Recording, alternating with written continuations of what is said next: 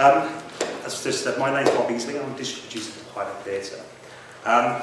It's kind of a new position which Pilot have created. I'm originally their production manager, and my background is in theatre writing and sound. I trained at Oldham College 20 years ago, and gradually, went through through theatre through my career and ended up as production manager. I've worked for Pilot now on and off for probably about 7 or 8 years, so I'm very used to how Marcus Roma kind of runs the company. He's very cutting edge with digital. He's always used, as far as I can remember, video in his productions. He's tweeting all the time. It was a scary place to be when I first joined Pilot. I took about 3 attempts to get onto Twitter. I just couldn't get it at first. 2 times that I tried. But probably after about 2 years, I'm there now. I'm actually tweeting and championing what Marcus is trying to get his whole team to do. There's still room for improvement on me there. So these are just a few examples of some of the stuff which we're doing with video. We've just invested quite a lot of money in a brand new media server, which has cost us £12,000 to £15,000. So it's quite huge. But within which I'll explain later, our kind of goals with how we're developing the live streaming of things, we're hoping that we can utilise all this technology which we've invested in to then create this new wonderful kind of world. Fingers crossed. Our website has, an interactive section, and like yourself, we created our website. This probably went live just over a year ago, 2 years now. And already it's, archaic. Things change so quickly. So we're finding that we're limited and we're having issues with trying to keep up to date and having a platform which will support what we're trying to achieve. But the main thing I want to talk about is our live streaming. We have our own live stream channel online, pilot-theatre.tv, which goes straight to our webpage. Over the last 2 years, we've really kind of put a lot of effort and energy into trying to work out how we can engage with our audiences, what our audiences want, and how we can develop something which runs alongside our productions. It's been a huge learning curve, and we started out with just 1 camera, trying it out. Very quickly ended up going to 2, 3 cameras, but we're utilising all the equipment which we had back in the store. We use a vision mixer, which dates probably 15 years. We bought it for a production years ago. It's been in the storeroom, and we got it out and we started using Vision Mixer now. Really easy, but we're utilising the equipment we've already got, and now gradually, as we get a bit more money, we can then invest into more stuff. Interesting about the audience engagement side of things. We've again, huge learning curve here as well. We use Twitter a lot, and we've also got a chat room next to our player. So anybody who doesn't have Twitter can just type their name into the chat room and then can have that conversation in that. What we've also done is set up our moderator, kind of personal role for every live stream we do. And what that person does is looks at the chat room, looks at all the Twitter stuff, works out good comments or questions, and then what they do is then uses Skype Messenger. They then Skype the relevant questions or comments to the host, who has an iPad, in effect. So whenever the host is talking, they can look down at the iPad and say, got a question from Twitter from blah, blah, blah. And that's a way of our audience engaging with what's actually happening on the live stream, rather than us just doing something where the audience doesn't feel part of it.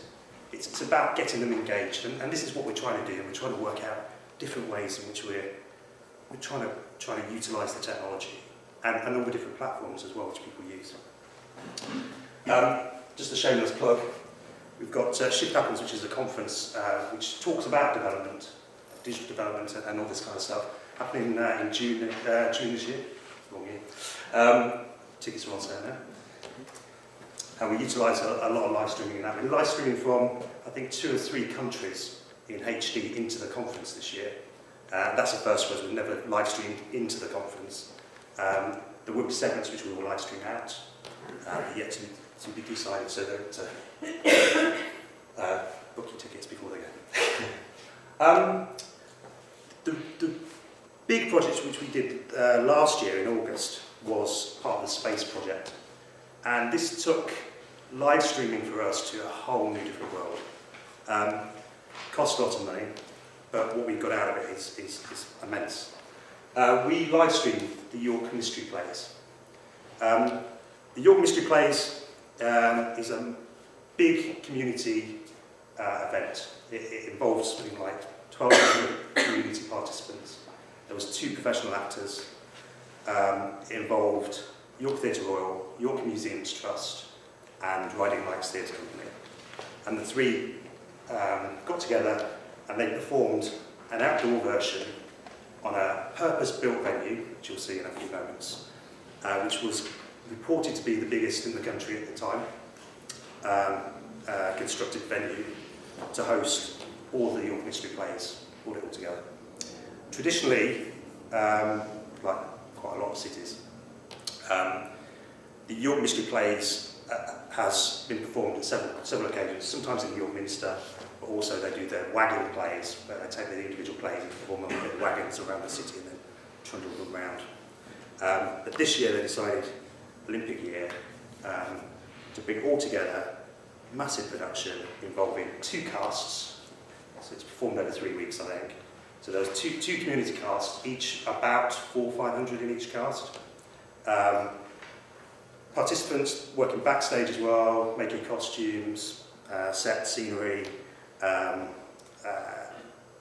costume, huge thing. So we took on board that we needed to try and archive this huge event. So Marcus was sitting in York Theatre Royal watching a play, and he was thinking, what is it that an audience member gets when they're sitting in a theatre? And the thing is, it's freedom. You have freedom to see whatever you want to see. It's like you can home in on a particular actor, you can look at their face, you can look at the whole picture. Nobody's actually doing it for you. Whereas in video or TV, you're getting the director's cut. It's a performance through somebody else's eyes. So he took that to the next level, thinking, okay, how can we then turn that into a live stream? So he had this great idea of using a multi-camera setup where the audience chooses what camera they want to see at any time. So the live stream, in effect, took on 6 cameras, all being streamed at the same time. Audience could then click on, get the different views, and we also have 3 audio feeds as well. We had the audio feed of the show, we had an audio described version, which people could listen to, and we also had the stage management cans talk, for those who were interested in how the show was being queued, like a military operation. So we looked at the project, and we needed to split it down into 2 sections. There's the live stream delivery, which was the actual thing on the day, and then there was the on-demand version afterwards, which again, so many different issues came up how to do the 2 different projects. In fact, it was basically 2 projects in one. The main issues was the time factor. I don't know if anybody else was involved in the space project at all. Yeah, so the time factor, pretty much January till, well, we had August, so we were like the later end of the project, so we had a little bit longer. But that kind of time scale to actually produce something was quite intense. The number of partners involved, because we had not just the 3 main partners within the production, we also had York City Council, ourselves, we had Kinora, who are our digital kind of partners. We work with Kinora a lot, especially on this project. It's just and all of these community participants as well. Also, the size and the scale of the actual venue as well. With it being the largest stage or purpose-built venue, the stage width was about 25 metres wide by about 20 deep. And you'll see, this is our first site visit. This was Museum Gardens, and this is what it was before. All the floor is all uneven, it's all ruins. Lots of archaeology underneath, so we had to protect it. Luckily, I didn't get involved with the production side of it at all, which makes a change. It was a bit weird standing back. So we were presented with the model box of what it was going to look like, which scared Kenora quite a lot, because Kenora are a digital company. They do live streaming all the time. They come from a video background, they don't come from a performance background. So, whereas we come from a performance background and not necessarily video background, so the two united, we learned a lot off each other, which was great. They were quite scared about seeing this. I'm used to seeing model boxes at the time from my production background, so it didn't scare me too much, but I could kind of guess where we were coming from. So that was the venue they built. It was raised up about just over 2 meters, the stage. So there was the stage, which you'll see in there. There was underneath the stage as well, which was a totally different world. And then behind the arches, just there, was a separate stage area, which people came up through and did stuff up there. And then to the far right of the screen was kind of like backstage city. That's where the marquees were built. You've got costume with the sewing machines and the ironing boards and all kinds of stuff set up over there. Green room. It was massive. So we were just, how the hell do we actually try and capture all this in one thing? This is just another view. I think the seating was about 1,200 per night.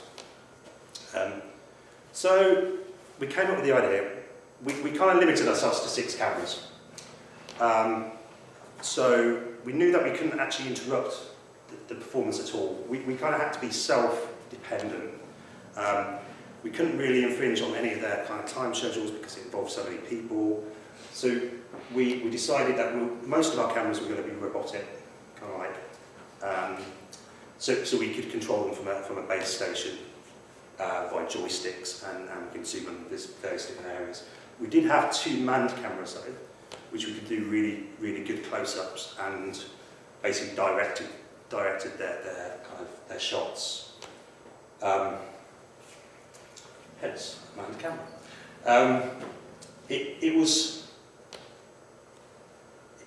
The other thing we had to think about was also the length of cable and things which we were using, because that kind of created lag in all our feeds. Because we were streaming for 6 cameras, in effect what we had to do was stream audio with each of those cameras themselves. So they had their own audio and their own video feed for each thing, rather than just, which would be the easy option, would be to just do the video feeds themselves and just one continuous audio. We couldn't do that because of the time lags involved. So we had to do quite a lot of testing and delaying of sound to match the videos, and each camera was different because of the length of cable which was involved. We could be talking 50, 75 meters away. It was, quite intense. Behind the seating structure was all this scaffolding, so literally everything we did, we had to route through, we had to climb through the climbing frame and take everything up, and it was just a massive climbing frame. It was great fun. It was. And our base was that platform just there. That was the only place we could get secure. So it was raised up level. You had to have a ladder to it because it was an open park in effect. There was security at night, but you could get people wandering. You found people wandering around playing football on the stage. At 10 o'clock in the morning, you'd chase them off with a big stick. It's 2 guys from Kenora. This is on the setup days, so it kind of gives you the idea. This was our kind of gallery, I suppose you could call it. It's our kind of control nerve system.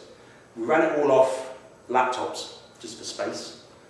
I think there was one tower there. But generally, each camera had its own encoder. And we use, for those interested, we use Wirecast. Because you can have the facility to put holding slides in and extra video clips. And you can just play them. You can kind of mix on the software itself. There's Wirecast there. And just to prove I was there, and I did do some work underneath. What we did was, we did 5 fixed cameras, and then the 6th camera was a roaming camera. Again, that proved to be quite difficult, and the solution we came up with was to use what's called a live pack. A live pack is this big rucksack which this guy's got on his back. And the camera plugs into it, and it's got an inbuilt encoder, which uses the 3G dongles, you know, the mobile broadband. I think it uses about 4 or 5 of them. It's bonded. So luckily, in York, actually the 3G signal's okay. Internet's not, it's rubbish. York is still getting, we haven't got fibre yet. So you can imagine the issues we also had on this. What we did was, we started a partnership with York City Council. And York City Council are starting to put in an infrastructure where they're giving free public Wi-Fi. And what we did was we talked to them about using museum gardens as a centre kind of hub for Wi-Fi, but also provide us with some internet to do the live stream. So what they gave us was, for those people interested, is Janet, which is kind of like the internet infrastructure or backbone to the country for the education, universities and things like that. And it's mega fast. It's like, yeah, it's brilliant. We asked for, quite cheaply, saying, is there any chance of us getting a 10 meg upload? And they went, 10 meg? Is that all? And we'll give you 100 meg and no problems. And we're like, wow, this is amazing. If we hadn't got that, I don't think we would have been able to deliver the project. Definitely wouldn't have been able to deliver it on budget, because we were talking about having to then get satellite road or some other kind of mobile broadband facility. It just would have been impossible.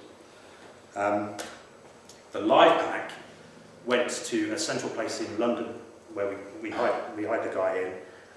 It went to their server in London, then fed straight onto their server. So we didn't have any control over what was going on there. That, in hindsight, was an issue, because the battery life on these cameras, on the live packs, isn't great. So that during our 3-hour live stream, well, actually 4 hours, we had to build in charging points. And there were times when actually we had to turn off the live stream on the camera 6. So in hindsight, we should have had the control over that, so we can then put the holding slide up. We could have made other arrangements, we could have another camera feed to it, or whatever. It's just one of those things.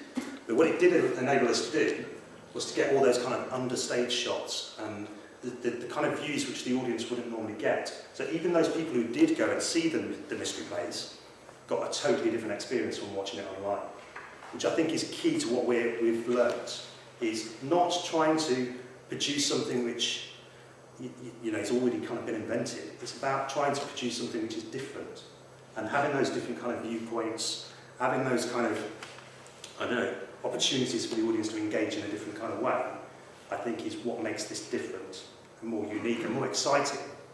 And it's kind of like your imagination is kind of your limit. I think we were the first to actually have done a multi-stream live stream. I don't think anybody else has done it. And since we've done it, Royal Opera House have done one, and a few other people. So what we've done is we've kind of set a kind of benchmark. What I'd like to show you is just a quick video of what the Mysteries was about. So just so you kind of get an idea, hopefully it'll work, the kind of scale of it.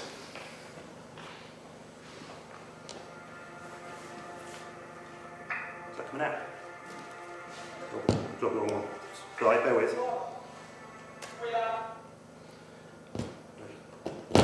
Dropped in the wrong one. There you go. Try again.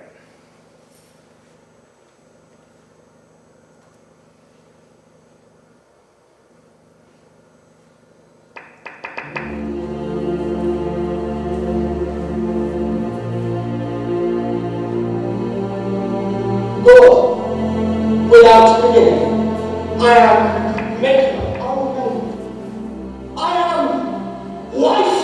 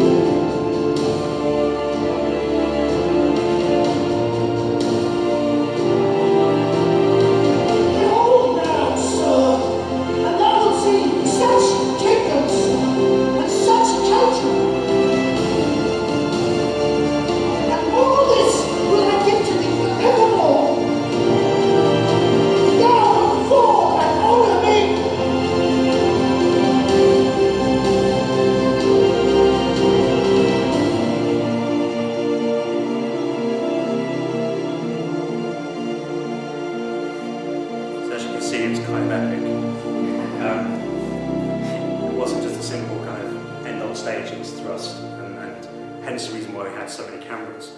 Just another point on the camera side of it, we did quite a lot of research into where to position the cameras, and we found out that the cameras positioned no more than a 180-degree kind of curve is better for the audience, because anything over that gives them disorientation.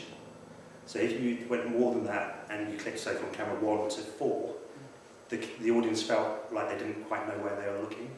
So we, through that experience, that 180-degree curve was quite crucial for us. So that was kind of like the elements to do with the actual live stream itself, the cameras and the encoder side of it. But then we had to think about how on earth do we get this online, onto the platform which the space has provided. So it's very faint to see this, but this was kind of like one of the initial kind of markouts which the guys did at Kenora. Kenora had a great kind of coding guy who came up with all the magic which made it kind of happen and brought it all together. And these are the kind of layouts which we were looking at before we could actually see the real thing. And this is kind of where we ended up.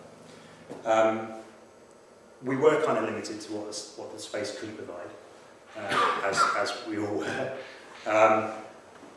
We kind of thought that there'd be probably a little bit more kind of technical expertise within the space, which ended up not being the case, so we ended up having to create it ourselves. And luckily, Kenora managed to pull it out of the bag. Just to give you kind of a closer view, the main player is just there. We've got the 6 cameras, which then the end user could then choose. And then also, the big thing for us was access and the ability for people with difficulties to be able to engage with the project as well. So we included the transcript. I think if we'd got a little bit more time, we could have made that stream at the same time as the performance went on. However, because of time and issues and money, it was a case of they had to scroll it themselves. There was also a download of the transcript which people could do as well, so they could actually read it as I went along. And like I said, we've got the 3 different audio feeds at the bottom. So the described audio, backstage, and the camera audio. So the day before we went live, we did a closed session where we tested it and basically tried to make it fall over, and it didn't.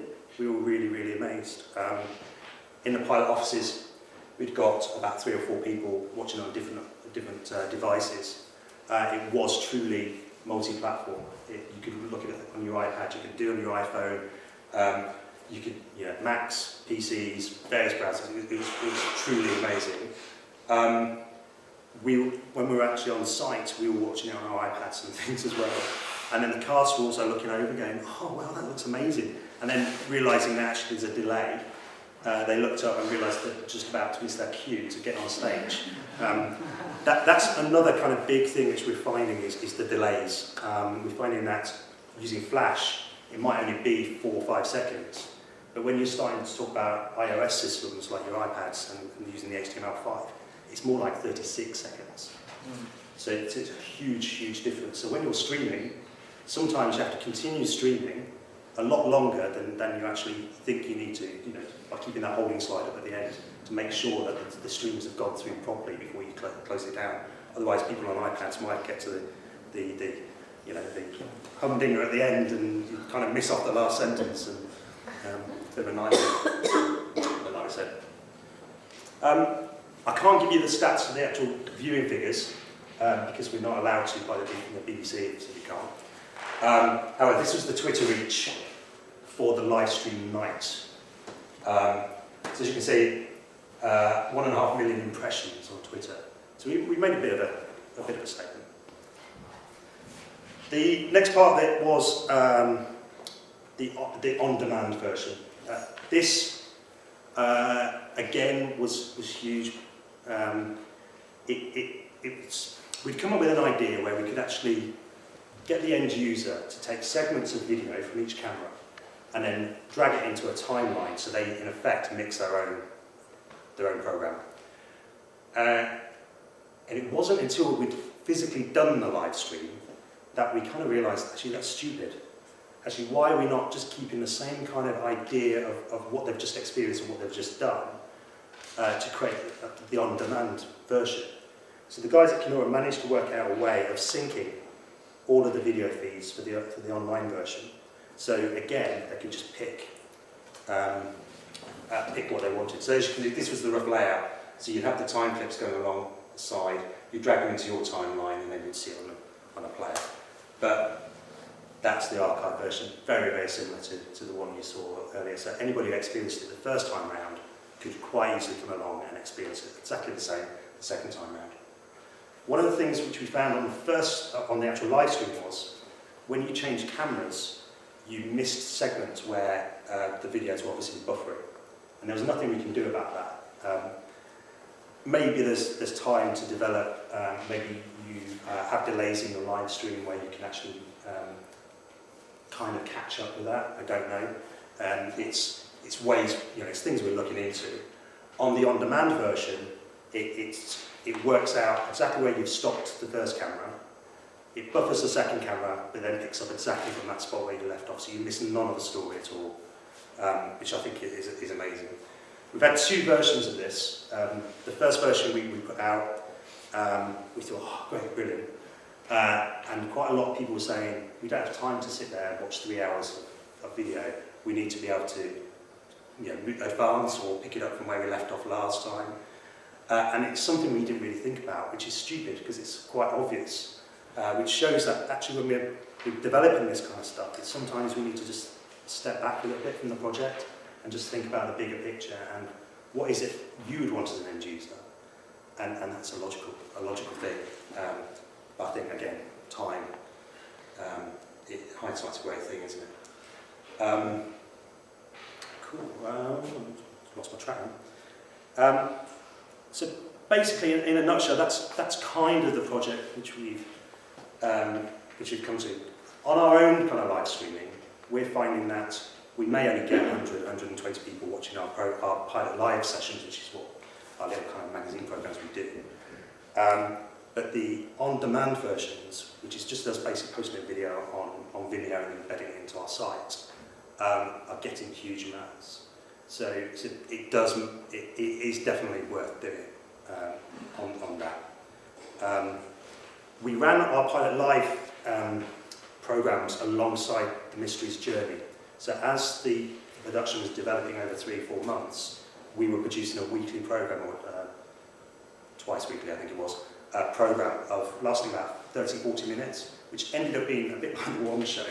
Don't ask. What we did pre-records of things during the week. So we'd go off to the choir rehearsal, video that. We'd go to the wardrobe making kind of village, and we'd video them doing their little bit. And then what we'd do is we'd mix it into the program. So we'd be live at the rehearsal, and then we'd cut to a video. It was maybe kind of one show, but the audience we were directed to was kind of community, and it's kind of what they expect. It's a medium they're used to seeing, and in that kind of context of that project, it was the right thing to do.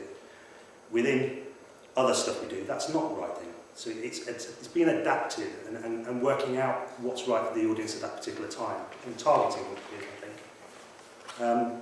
I mean, at the end of the day, we couldn't have done it without everyone there. That was just the people there on the live streaming night, but behind that were another, a good 5 or 6 people who were doing the coding and work there. They were doing remote stuff as well. Yeah, thank you. I mean, that's the mysteries, your mysteries in a nutshell.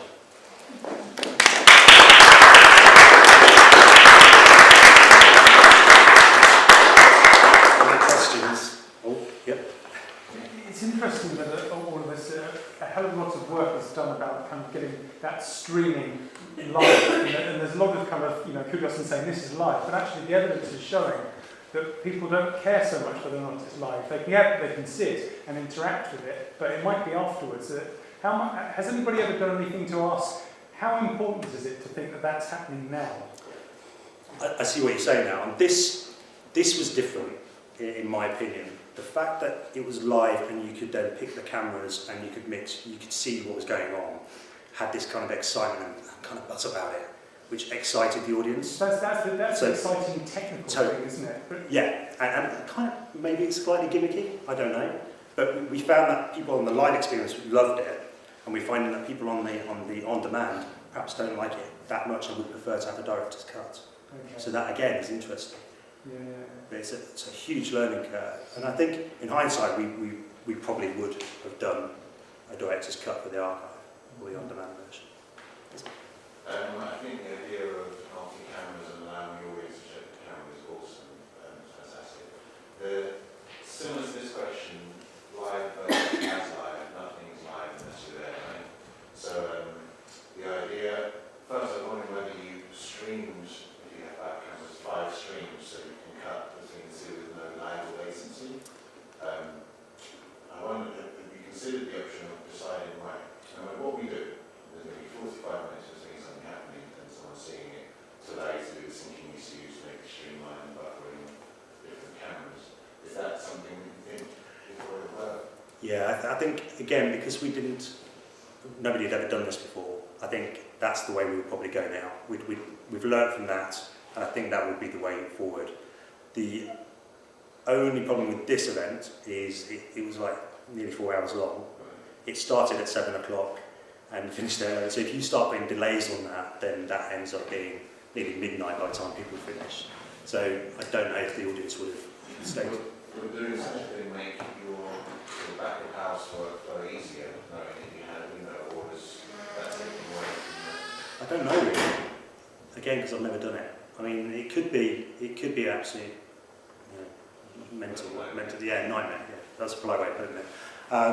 Yeah, I think it's 6.5 doesn't really. I think it's a learning experience, and that's something which we should try, but probably on a smaller scale first. But it was good. And in effect, on the live stream, each of the camera boxes underneath where you selected were also live streams, the miniature, so you could see what each of the cameras were doing at the time. On the archive version, we've taken that off because the quality of the main video is more important and bandwidth issues. That's the other thing which we had issues with, was bandwidth. We had to think about the majority of the country, so we based it on somebody watching an iPlane on-demand video. So we based it roughly on the same kind of bandwidth, so we had to make sure everything else was reduced and put back to enable 95% of the country to be able to watch it. There were areas which there's no chance you'd be able to see a steady stream. Hi. I'm interested in the costs. A, the cost of the setup, which must be phenomenal, and secondly, the artist cost, because you're contracting an artist for one production. The on-demand, do you actually do a buyout contract on them? Or?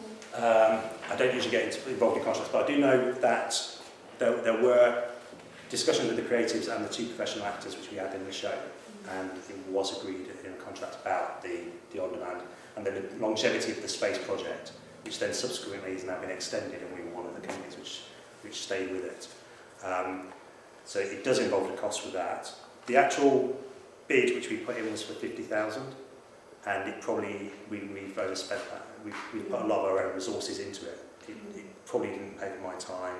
It definitely didn't do any of the kind of the pre-production kind of programs which we did leading up to it. The majority of that was to provide all this coding. Coding is what's the expensive part. You're having to pay. Within theatre, we're very good at kind of getting somebody to do it on the cheap because they love the art, and it's the way we work, and we're really used to that. When we start working with partners who are more kind of corporate minded, there's no way of doing that kind of thing. So we ended up having to spend what they call the right money, which they think was still cheap, which in hindsight probably was. I mean, so I think they got 35,000. That's very little actually for Yeah. what they produce. For what they produced. I think they also used it as an R&D as well. And really proud of what we achieved. I mean, it was great. And then to see that other organisations are doing a similar kind of thing now, like the Opera House, and that's cool. Yeah, right. Okay. So, this is a question on the tech and the coding. I know nothing about coding for streaming. Yeah. Does that happen?